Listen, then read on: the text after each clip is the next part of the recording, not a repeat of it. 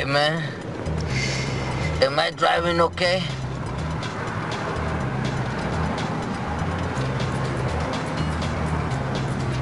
I think we're parked, man. That was Cheech and Chong. The marijuana conversation has lit up once again after 3 states in the U.S. voted to lighten their pot laws. You know my view on this sort of stuff. We need less laws in this country, period, not more. Sure, marijuana can harm you, but so can alcohol, junk food, firearms. The potential for harm doesn't justify the restriction of our liberties. And looks like Liberal leadership contender Justin Trudeau has jumped on the bandwagon. Kinda, sorta. He said this: "I think we have to recognize first and foremost that the war on drugs as it exists now doesn't work. So I am a huge supporter of decriminalization." He said this yesterday to a group of giggling high school students.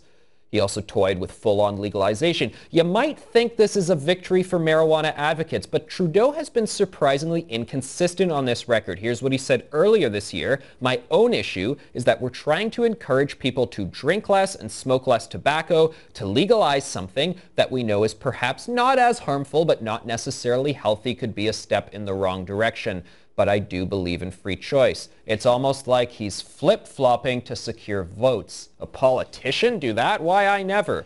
What's the real Trudeau position here? Jodie Emery is an editor of Cannabis Culture magazine and the wife of the Prince of Pot, Mark Emery, who's currently in jail in the U.S. on drug charges. Jodie, I understand that that Mark has a bit of a history with Justin. That might tell us a bit about this. Tell me about that. Well, Mark certainly has spent some time with Justin Trudeau when he was at Idea City many years ago. And like many Canadians, I think it's fair to say that Justin Trudeau has partaken in cannabis at some point in his lifetime. Right, I see. I've got a quote I want to put on the screen right now. In 2010, Justin, sort of being against marijuana, said, "It's not your mother's pot. I lived in Whistler for years and have seen the effects. We need all our brain cells to deal with their problems." That's really weird because I think he's kind of admitting that he spent a number of years in Whistler getting stoned, and now he's saying, "Oh, I can't handle it anymore because I'm an old guy," and now he just wants to take away everyone else's rights to it. Does that seem like a fair assessment?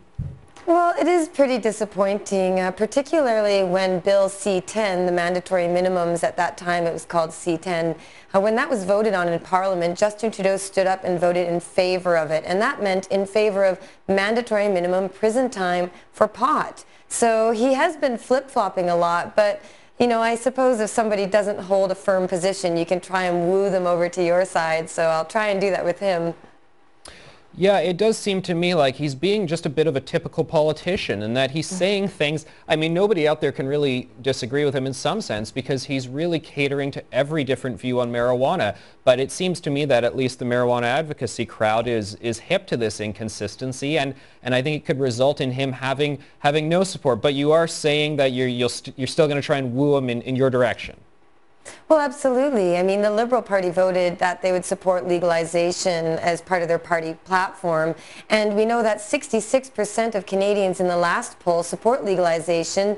Almost 60% of Conservative voters want legalization. And we know that the numbers continue to rise, not just among young people, but especially 55 and older. They voted mostly in favor of legalization. So if Justin Trudeau or Stephen Harper or anybody would like to get the majority of Canadians on board, the majority want legalization, so they should certainly cater to that demand. Now, Jodie, our viewers might not be familiar with your story and the story of your husband. Could you give us a little crash course on the law in play here and why your husband is in jail in the U.S.?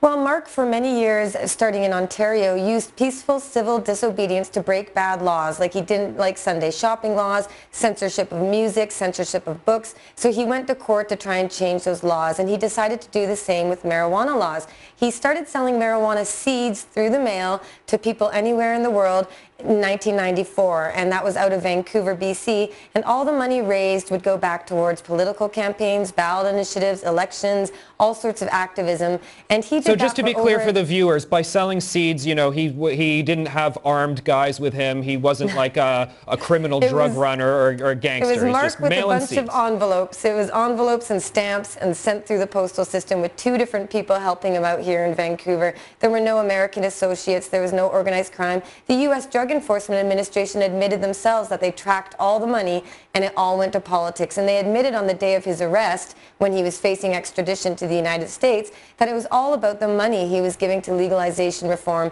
But even Mark's own prosecutor, John McKay, district attorney, has now become a legalization advocate, not because he wants to get high, but because he realizes that billions of dollars are wasted on drug law enforcement. The problem hasn't changed at all, and gangsters continue to get rich while young people continue to get involved with drugs, and public safety is put at risk, not to mention police officers and everyone out there. So prohibition as a policy, which Mark has been fighting against his whole life, is now joining up with allies from law enforcement, the political spectrum, health officers. Most people agree that using the criminal law to punish pot users is not reducing use at all and is only a waste of precious tax dollars at a time when we can't afford to waste any money at all. Now, Jodie, I can imagine what some contrarians might say to that, and they'd say, well, you know, it's a gateway drug, so it's going to be fueling people to get into even worse drugs. How do you respond to that?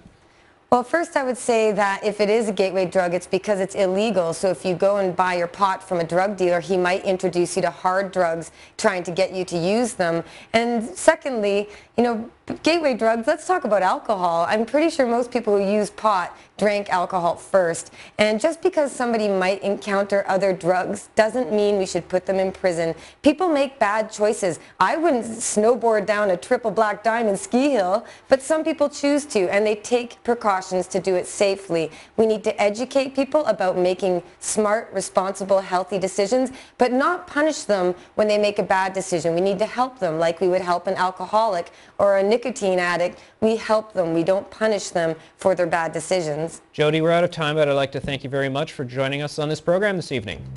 Great. Thank you so much.